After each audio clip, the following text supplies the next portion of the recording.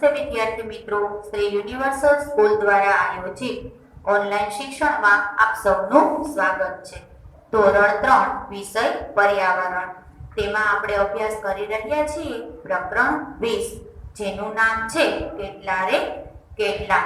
તેમના લેક્ચર 2 માં આજે આપણે આગળ અભ્યાસ કરીશું।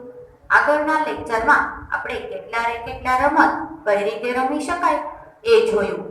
એ આધારેથી આપણે કેટલાક તેમના પ્રશ્નોત્તરી પણ કરી હતી અને આ પ્રશ્નો ઉપરથી આપણે જોયું કે જ્યારે આપણે એકલા હોય ત્યારે આપણને કેવો અનુભવ થાય છે। કેટલા રે કેટલાની જે રમત હતી એમાં એ જ હતું ને કે જૂથ બનાવવાનું તમને કહે છે। જ્યારે એ જૂથની અંદર તમે પ્રવેશી શકતા નથી અથવા તો તમે એ રીતનું જૂથ બનાવી શકતા નથી તો તમે એકલા રહી જાવ છો, ત્યારે આપણને કેવો અનુભવ થાય છે। આમ કુટુંબ પરિવારનું શું મહત્વ છે એ આપણને આ રમત ઉપરથી ને જાણવા મળે છે। ધીરે ધીરે આપણે અમુક પરિવારો વિશે પણ જોયું હતું। આમ આપણી જે પ્રથમ શાળા છે એ આપણું કુટુંબ છે, બરાબર। આપણે સ્કૂલે શાળાએ જઈએ છીએ ત્યાં ઘણું બધું શીખીએ છીએ, પરંતુ આપણી પહેલી શાળા જો કોઈ કહેવાતી હોય તો એ આપણી કુટુંબ છે। કારણ કે જન્મતાની સાથે જ આપણે જે કંઈ શીખીએ છીએ એ બધું જ આપણને આપણા કુટુંબ પરિવારમાંથી શીખવા મળે છે। એટલા માટે જ આપણી પ્રથમ શાળા તરીકે આપણું ઘર છે એ આપણી પ્રથમ શાળા ગણાય છે। ઘરના બધા જે સભ્યો હોય એ આપણું કુટુંબ છે, બરાબર। આપણે જે રહીએ છીએ તે આપણું ઘર છે અને ઘરની અંદર આપણા જે સભ્યો છે, દાદા દાદી, કાકા કાકી, મમ્મી પપ્પા, ભાઈ બહેન, આ બધા એ આપણું કુટુંબ છે। આપણી કુટુંબ છે, બરાબર। તો કુટુંબમાંથી આપણને ઘણી બધી બાબતો શીખવા મળે છે। કુટુંબ છે એ આપણને સમૂહ જીવન કઈ રીતે જીવવું તેવી પણ ભાવના કુટુંબમાંથી જ આપણને શીખવા મળે છે। આપણે સમૂહ ભાવનાના સંસ્કાર, આ ઉપરાંત બીજા જે કઈ સંસ્કાર આપણામાં હોય આ બધું આપણને ક્યાંથી મળે છે? કુટુંબમાંથી જ શીખવા મળે છે। આપણે જ્યારે શાળાએ જઈએ છીએ એ પહેલા આપણે મોટાઓને કઈ રીતે માન આપવું અને આ સિવાય પણ અનેક બાબતની જે શિસ્ત સંસ્કાર છે એ બધું આપણે આપણા કુટુંબ પરિવાર, આપણા ઘરના જે સભ્યો છે તેમાંથી જ આપણે શીખીને જઈએ છીએ। એટલા માટે જ આપણું ઘર છે, આપણું કુટુંબ એ આપણું ઘર એ આપણી પ્રથમ શાળા ગણાય છે। કુટુંબમાંથી, ઘરમાંથી આપણને મોટાઓને કઈ રીતે આદર આપવો, આપણા જેવા છે તેની સાથે કઈ રીતે આચરણ કરવું, એ બધું આપણને તેમાંથી શીખવા મળે છે। અને આપણે જે સામાજિકતાના જે પ્રથમ પાઠ છે એ પણ આપણને કુટુંબ જ શીખવે છે।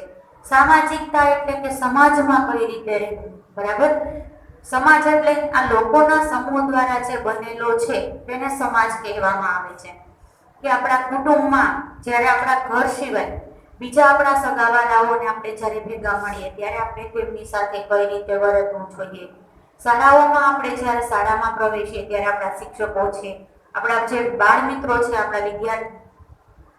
આપણા જે મિત્રો છે તેની સાથે, શેરીની અંદર આપણા જે પાડોશીઓ છે તેની સાથે, ટૂંકમાં લોકોનો જે સમૂહથી બનતો જે સમાજ છે તેમાં પણ આપણે કઈ રીતે રહેવું એ પણ આપણને આપણા કુટુંબમાંથી, આપણા ઘરમાંથી શીખવા મળે છે। આપણી સરખી ઉંમરના સાથે કઈ રીતે રહેવું, આપણા મોટાઓને કઈ રીતે માન આપવું, આપણાથી નાનાને કઈ રીતે વહાલથી રાખવું, આ બધા જ સંસ્કારો છે, બરાબર, એ આપણને આપણા કુટુંબમાંથી મળે છે। સંયુક્ત કુટુંબ જો હોય, આગળ પણ મેં તમને વાત કરેલી હતી। આપણે આગળના લેક્ચરમાં સીતાના મેં તમને કહ્યું હતું કે ચાલો આપણે અમુક કુટુંબો વિશે વાત કરીએ। તો આપણે કોનું કુટુંબ જોયું હતું? સીતાનું કુટુંબ। હવે સીતાનું જે કુટુંબ છે એમાં શું હતું? એ કેવું કુટુંબ હતું? તો કે સંયુક્ત કુટુંબ હતું। કારણ કે તેની અંદર તેના દાદા દાદી, તેમના 3 કાકા અને તેમના ભાઈ, ફોઈ, આ બધા, એમના મમ્મી પપ્પા, તેમના કાકા છે તેમના 3 બાળકો, આ બધા જ સાથે રહેતા હતા। તો આવું જે કુટુંબ છે તેને કેવું કુટુંબ કહેવામાં આવે છે? સંયુક્ત કુટુંબ। તો સીતાના કુટુંબ વિશે આપણે માહિતી મેળવી હતી। આજે એવી જ રીતના આપણે હજી બરાબર એક પરિવાર છે તેમના વિશે ચર્ચા કરીશું, તેમના વિશે સમજીશું। સીતાના કુટુંબ બાદ હવે આપણે એક તારા નામની છોકરી છે, બરાબર। તો તેમના પરિવાર વિશે આપણે આજે સમજીશું। જો અહીં સ્ક્રીન પર તમે એક ચિત્ર જોઈ શકો છો। આ ચિત્રની અંદર તમે જોવા મળે છે કે તારા છે એ તેમના દાદા એટલે કે તેમના નાના અને તેમની માતા સાથે છે, બરાબર. ચિત્રમાં પણ તમે જોઈ શકો છો, એક તરફ છે કોઈ વૃદ્ધ વ્યક્તિ દેખાય છે, એ તેમના નાના છે, અને બીજી તરફ તમે જુઓ તો તેમની માતા હોય એવું દેખાય છે. અને વચ્ચે જે છોકરી છે ચિત્રની અંદર એ પોતે છે તારા. તો તારા છે તેમની માતા અને તેમના નાના સાથે રાજકોટમાં રહે છે.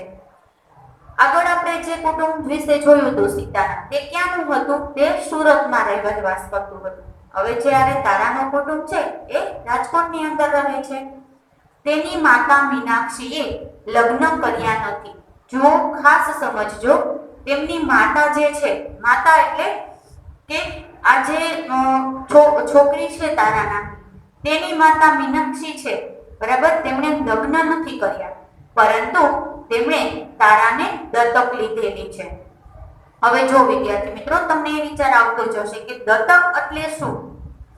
તો કે કોઈ વ્યક્તિ છે, બરાબર, એમને બાળક ના હોય અથવા તો કોઈને લગ્ન ન કરેલા હોય, છતાં પણ જો તેમને બાળક જોઈતું હોય, તો કોઈ પણ અનાથ બાળક હોય, તમે અનાથ આશ્રમમાં જોવો તો ત્યાં બધા, તમે આપણે વૃદ્ધાશ્રમમાં જોઈએ તો ત્યાં આપણને શું જોવા મળે છે કે વૃદ્ધ લોકો હોય છે. તો એવી જ રીતે અનાથ આશ્રમ એટલે કે ત્યાં માતા પિતા વગરના જે બાળકો હોય તેમનો ઉછેર થતો હોય, બરાબર, તેને અનાથ આશ્રમ કહેવામાં આવે છે.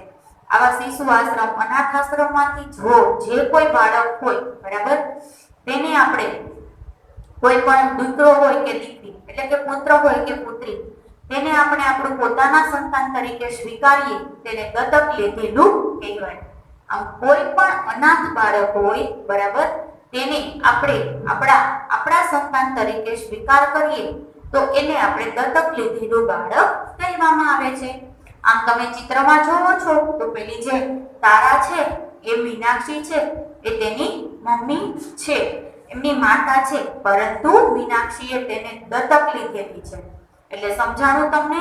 કોઈ પણ એનું પોતાનું બાળક નથી, પરંતુ બીજાનું કોઈ બાળક હોય, જે અનાથ બાળક હોય, એને પોતાનું કહેલું, પોતે દત્તક તરીકે લીધેલું છે. આમ મીનાક્ષીના લગ્ન થયા નથી, પરંતુ તારા નામની જે છોકરી છે તેમને તેને દત્તક લીધેલી છે. મીનાક્ષી છે એ પોતે જોબ કરે છે, એટલે કે પોતે નોકરી કરે છે. સવારે તે ઓફિસે જાય છે અને સાંજે આવે છે ત્યારે તે શાળાએથી ને લાવે છે, બરાબર. કે સવારે જ્યારે જોબ ઉપર જાય છે, વળી પાછી સાંજે આવે છે, જ્યારે તારા શાળાએથી આવે છે ત્યારે તેના દાદા છે તેની સંભાળ રાખે છે. કે મીનાક્ષી છે, બરાબર, એ પોતે સવારે તો ઓફિસ આવી જાય છે, પરંતુ જ્યારે એમ કે સ્કૂલના ટાઈમ દરમિયાન તેમના જે નાના છે એ તેમની સાર સંભાળ રાખે છે. કે જ્યારે તે આવે છે, બરાબર, એમની સાર સંભાળ રાખે છે. કે જ્યારે તે સાંજે સ્કૂલેથી આવે છે ત્યારે તે તેને પોતાનું એને છોકરી જે તારા છે તેની માતા ઓફિસે ગઈ હોય તો તેનું ધ્યાન છે એ તેમના નાના રાખે છે.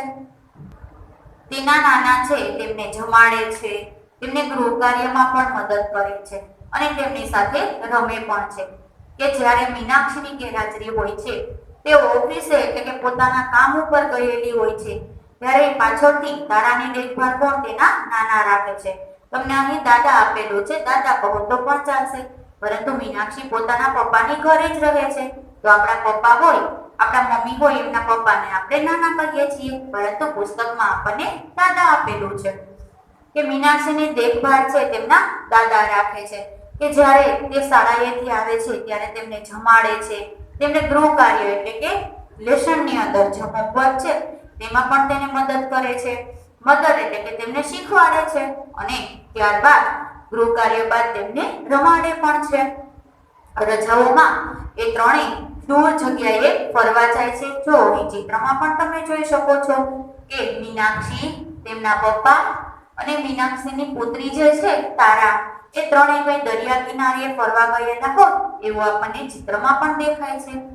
આમ જ્યારે રજાનો સમયગાળો હોય છે ત્યારે રજાઓમાં મીનાક્ષી અને તેમના પપ્પા અને પોતાની જે દીકરી છે, બરાબર, તારા, એ ત્રણે દૂર દૂર સુધી ફરવા પણ જાય છે અને ખૂબ મજા પણ માણે છે.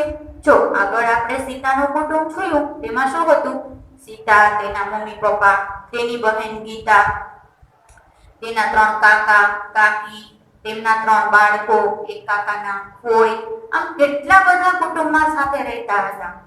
જોયું તમે? તો આ તમે એની સામે તમે તારાનું કુટુંબ જો કે તારાનું જે કુટુંબ છે તેની અંદર એ માત્ર 3 જ વ્યક્તિ છે. બરાબર? કે સાવ નાનું કુટુંબ છે. આમ આ કુટુંબ ઉપરથી આપણને તારાનું કુટુંબ, સીતાના કુટુંબ ઉપરથી કુટુંબની વ્યવસ્થા સમજવાને જોવા મળે છે કે સંયુક્ત કુટુંબ કોને કહેવાય અને વિભક્ત કુટુંબ કોને કહેવાય, મોટું કુટુંબ કોને કહેવાય અને નાનું કુટુંબ કોને કહેવાય છે. આ જ રીતના ઘણી વખત છે એ તારાના માસા, માસી અને તેમના બાળકો છે એ પણ તેમના ઘરે આવે છે. બધા છે સાથે બેસે છે, લાંબો સમય પસાર કરે છે અને વાતો પણ કરે છે. હવે માસા માસી કોણ કહેવાય? તો કે આપણા મમ્મીની બહેન હોય એ આપણા માસી થાય અને તેમનો જે પતિ હોય એને આપણે માસા કહીએ છીએ. આમ જ્યારે રજાનો સમયગાળો હોય છે ત્યારે તારાના માસા માસી અને તેમની જે બહેન છે, બરાબર, એટલે કે તારાના માસા માસી અને મીનાક્ષીના બહેન અને બનેવી અને તેમના બાળકો આ બધા ઘરે આવે છે. બધા સાથે બેસે છે અને લાંબો સમય સાથે પસાર કરે છે. તો આ છે એ તારાનું કુટુંબ હતું અને તેમના વિશે આપણે ચર્ચા કરેલી. ત્યારબાદ આપણને કેટલા પ્રશ્નો આપેલા છે. આપણે જે તારાના કુટુંબ વિશે સમજણ મેળવી તેના આધારે આપણને કેટલાક પ્રશ્નો છે. તો ચાલો હવે આપણે તેમની ચર્ચા કરીએ. તારાની દેખભાળ કોણ રાખે છે? કેવી રીતે? તારાની દેખભાળ કોણ રાખે છે? કેવી રીતે? તો આપણને ખ્યાલ છે કે મીનાક્ષી છે એ તો નોકરી એટલે કે જોબ કરે છે. બરાબર? તો તારા જ્યારે મીનાક્ષી પોતે નોકરી ઉપર જાય છે, પોતાના ઓફિસે જાય છે, ત્યારે તારાની દેખભાળ છે તેમના દાદા રાખે છે. તે તેને જમાડે છે, તેને ગૃહ કાર્ય કરાવે છે, ત્યારબાદ તેમની સાથે રમતો પણ રમે છે. આવી રીતે તારાના દાદા છે એ તારાની દેખભાળ પણ રાખે છે. ત્યાર પછીનો પ્રશ્ન છે, કુટુંબના સભ્યો ભેગા મળીને કઈ કઈ વાતો કરે છે? કે આપણે કુટુંબના સભ્યો જ્યારે ભેગા મળીએ છીએ, બધાના ઘરની અંદર લગભગ આવું જોવા મળતું જ હોય છે કે રાતનો જે સમય છે, સવારે તો બાળકો ભણવા ગયેલા હોય, દાદા દાદી એના કામ ઉપર હોય, ઘરમાં આપણા મમ્મી કાકી હોય એ રસોઈમાં અને ઘરના કામમાં હોય, આપણા કાકા હોય, મોટા પપ્પા હોય અથવા તો પપ્પા હોય, આ બધા પોતે ઓફિસે ને નોકરી અને એ રીતે કામ ધંધા ઉપર ગયેલા હોય. પરંતુ રાતનો સમય એવો છે કે જ્યારે બધા છે એ સાથે ઘરમાં ભેગા થતા હોય છે. તો ત્યારે કુટુંબના સભ્યો છે એ ભેગા મળી અને શું ચર્ચાઓ, કઈ કઈ વાતો કરતા હોય છે? તો કે આપણે તો ભેગા મળીને સામાજિક વ્યવહારની વાતો કરતા હોય છે. સામાજિક વ્યવહારની વાતો એટલે કઈ રીતની, કેવી રીતની વાતો? તો કે સામાજિક વ્યવહારની વાતો એટલે કે કોઈ પણ સમાજમાં, દાખલા તરીકે આપણે એક ઉદાહરણ લઈએ કે આપણા કુટુંબ પરિવારની અંદર કોઈ પણના લગ્ન હોય, તો એ લગ્નની અંદર કેટલા વ્યક્તિઓ જશે, કઈ રીતે જાશું, બરાબર, તે આપણે કઈ રીતનો વ્યવહાર કરશું, આ એક સામાજિક વ્યવહાર જ થાય. આવી રીતે ઘરના સભ્યો મળી અને સામાજિક વ્યવહારની વાતો પણ કરતા હોય છે. તેવી જ રીતે કુટુંબની અંદરોઅંદરની વાતો પણ થતી હોય છે. જેમ કે આપણે બધા સાથે ભેગા મળ્યા હોય, કોઈ પ્રસંગમાં ગયા હોય તો ઘરે આવી અને રાતે આપણે એ પણ ચર્ચા કરતા હોય છે કે આ વસ્તુ આમ હતી, ઓલા આપણને મળ્યા હતા. કોઈ પણ કુટુંબના સભ્યો આપણા જે છે તેમની અંદરની વાતો પણ આપણે ઘરે બેસીને કરતા હોઈએ છીએ. ત્યારબાદ બાળકોના શિક્ષણની, તેમના વર્તનની અને સમજની વાતો પણ કરતા હોય છે. જો રાતના સમયે એવો સમય હોય છે કે ત્યારે કુટુંબના સમયો, જેમ કે કોઈ પણ બાળક કોઈના ભાઈ બહેન હોય એમાંથી કોઈ પણ સારા એવના ભાઈ બહેન હોય એ કોઈ પણ સારી ડિગ્રી માટે બહાર ભણવા માટે, અભ્યાસ માટે બહાર જવાના હોય, તો કુટુંબના સભ્યો છે એ જ ભેગા મળીને ચર્ચા કરતા હોય છે. જેમ કે આપણા મમ્મી પપ્પા, દાદા દાદી, કાકા કાકી, કે બાળકને કઈ રીતે મોકલવું, કઈ કોલેજ તેમના માટે સારી છે, તેમની રહેવાની વ્યવસ્થા, ખાવા પીવાની વ્યવસ્થા કઈ રીતે કરવી, આવી બધી બાળક પ્રત્યેની જે શિક્ષણની, બરાબર, તેમના વર્તનની, તેમના સમજણની વાતો છે એ પણ ઘરમાં બેસીને થતી હોય છે. ત્યારબાદ પોતાના સારા નશા અનુભવોની, ઘણી વખત આપણે વાતો કરતા હોય, બરાબર, તો આપણે આપણા બાળપણની વાતો પણ ચાલુ કરી દેતા હોય. જેમ કે આપણા મમ્મી છે એમને અથવા આપણા પપ્પા અને દાદા દાદીને એમના જ્યારે બાળપણ હોય ત્યારે એને સારા કે ખરાબ ક્યાં ક્યાં અનુભવો થયા હોય એમાંથી આપણને કંઈક શીખવાડતા હોય. તો આવી સારા અનુભવોની વાતો છે આપણા કુટુંબના સભ્યો સાથે ભેગા મળી અને આપણે કરતા હોઈએ છીએ. અને ઘર ખર્ચની વાતો, બરાબર, કે ઘરની અંદર ઘર ચલાવવા માટે ખર્ચો, પૈસાની ખાસ જરૂર પડે છે, બરાબર. તો ઘર ખર્ચની વાતો છે એ પણ રાત્રે બેસી અને આપણા વડીલો અથવા તો આપણા મમ્મી પપ્પા હોય એ આ બધી વાતો પણ કરતા હોય છે. આમ આપણા કુટુંબના સભ્યો છે એ મળી સામાજિક વ્યવહારની, કુટુંબની અંદરોઅંદરની, બાળકોના શિક્ષણની, પોતાના અનુભવોની અને ઘર ખર્ચની વાતો છે એ કરતા હોય છે. જેવી રીતે આપણે સીતા અને તેનું કુટુંબ જોયું તે જ રીતે આપણે તારા અને તેમના કુટુંબ વિશે સમજી. હવે આપણે રેહાના અને હબીબના કુટુંબ વિશે જોશું. જુઓ, અહીં સ્ક્રીન પર તમે ચિત્ર પણ જોઈ શકો છો. અહીં સ્ક્રીન ઉપર આપણને જે ચિત્ર આપેલું છે તે રેહાના અને હબીબના કુટુંબનું ચિત્ર છે. ચિત્રમાં તમે જોઈ શકો છો જે પહેલી એક સ્ત્રી દેખાય છે તેનું નામ છે રેહાના અને પહેલી બાજુએ જે છોકરો દેખાય છે તેનું નામ છે હબીબ અને વચ્ચે જે બેઠા છે એમના હબીબના પિતાજી છે. રેહાના અને હબીબ આ શહેરમાં રહે છે. બંને નોકરી કરે છે. રેહાના અને હબીબ છે બંને પતિ પત્ની છે, બંને શહેરમાં રહે છે અને બંને જણા નોકરી કરે છે. હબીબ છે એ સરકારી ઓફિસમાં ક્લાર્ક છે. હબીબ શેનો વ્યવસાય કરે છે? તો કે સરકારી કોઈ ઓફિસ હશે, બરાબર, તેમાં તે પોતે ક્લાર્ક છે. અને રેહાના શાળામાં ભણાવે છે. રેહાના શું પોતે નોકરી કરે છે? તો કે શાળામાં બાળકોને ભણાવવાનું કરે છે. આમ રેહાના અને હબીબ બંને શહેરમાં રહે છે, બંને નોકરી કરે છે, બરાબર. રેહાના છે એ શાળામાં બાળકોને ભણાવે છે, જ્યારે હબીબ સરકારી ઓફિસ જે છે તેમાં પોતે ક્લાર્ક છે. હબીબના પિતાજી નિવૃત્તિ પછી હબીબની સાથે રહે છે. જો ચિત્રમાં તમે જોઈ શકો છો કે રેહાના અને હબીબની વચ્ચે જે બેઠેલા છે તે હબીબના પિતાજી છે. આમ તેના પિતાજી છે એ તેમની સાથે રહે છે. પોતે પણ કંઈક નોકરી કરતા હશે અને પોતે જ્યારે નિવૃત્ત થયા છે ત્યારે તે હબીબ પોતાનો જે દીકરો છે તેમની સાથે રહે છે. સાંજે તેઓ ત્રણેય સાથે બેસી અને ટેલિવિઝન જુએ છે. ટેલિવિઝન એટલે કે ટીવી. તમે ચિત્રમાં પણ જોઈ શકો છો કે ત્રણ જણા બેઠા છે અને સામે ટીવી પણ છે.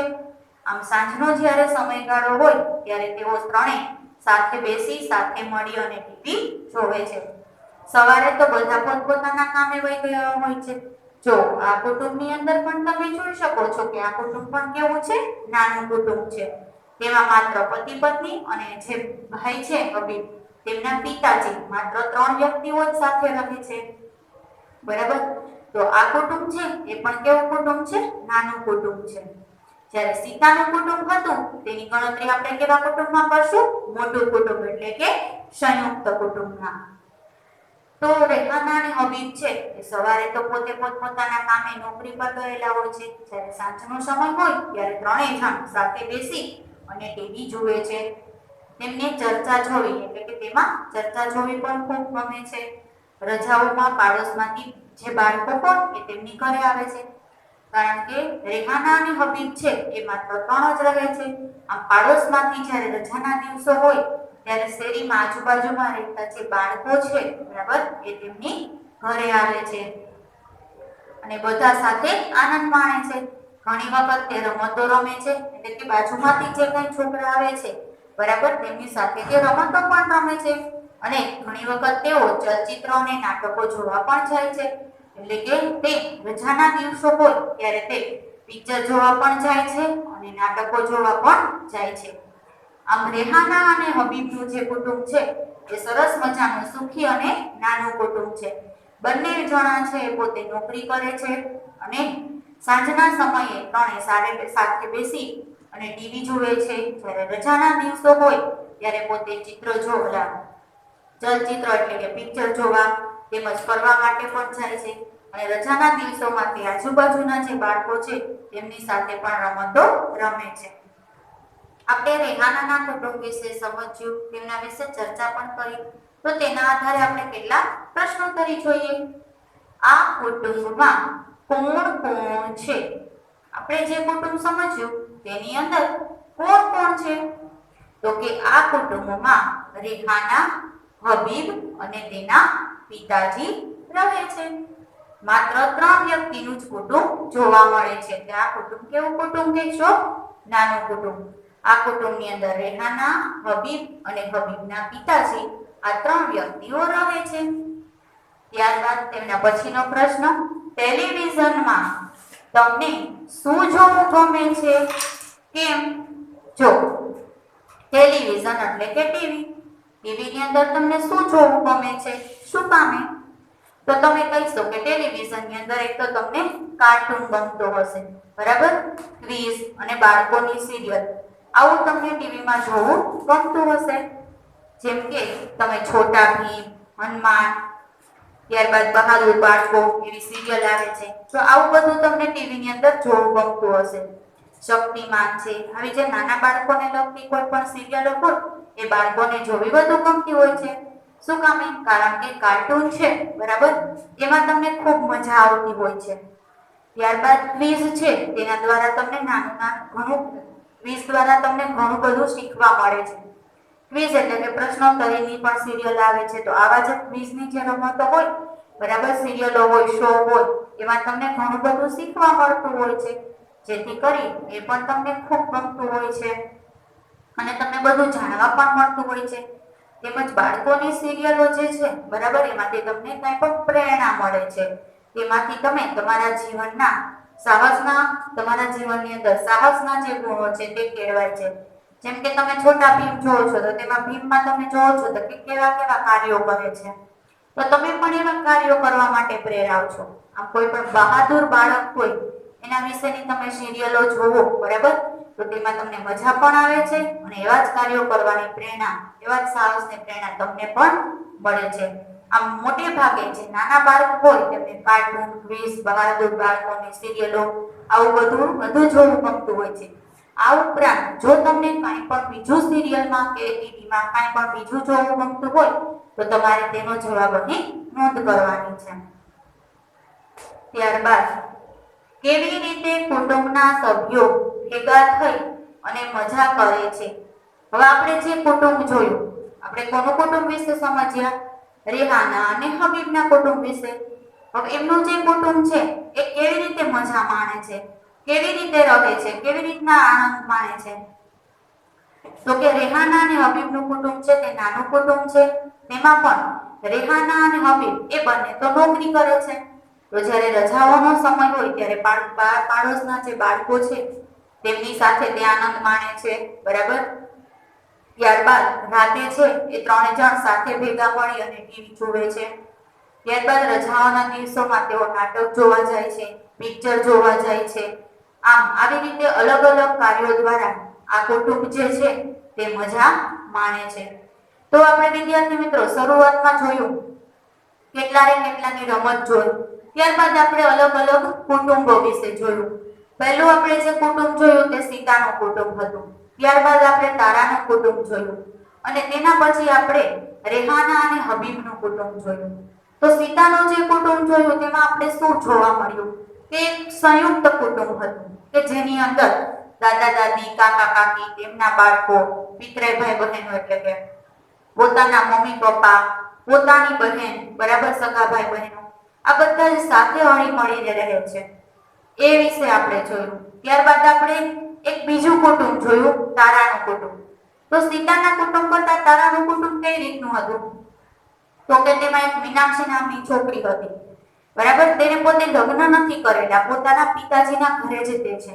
તેમના માતા છે મૃત્યુ પામ્યા હશે કેવું કામ છે, એટલા માટે અહીં માત્ર આપણને તેમના પિતાજીનો જ ઉલ્લેખ કરવામાં આવ્યો છે. મીનાક્ષી તેના પિતાજી છે અને તેને દત્તક લીધેલી પુત્રી છે. તો આ 3 વ્યક્તિઓ જ પોતે રહે છે. જ્યારે એની સામે તમે બીજું કુટુંબ જોવો તો એ પણ આપણે જોયું કે એ કુટુંબ છે એમાં રેહાના અને હબીબનું કુટુંબ છે. તો એ કુટુંબની અંદર પણ માત્ર 3 જ વ્યક્તિ છે, બે પતિ પત્ની અને એના પિતાજી. આમ તારાનું કુટુંબ અને રેહાના અને હબીબનું કુટુંબ, આ કુટુંબ કેવું કુટુંબ હતું? નાનું કુટુંબ, બરાબર?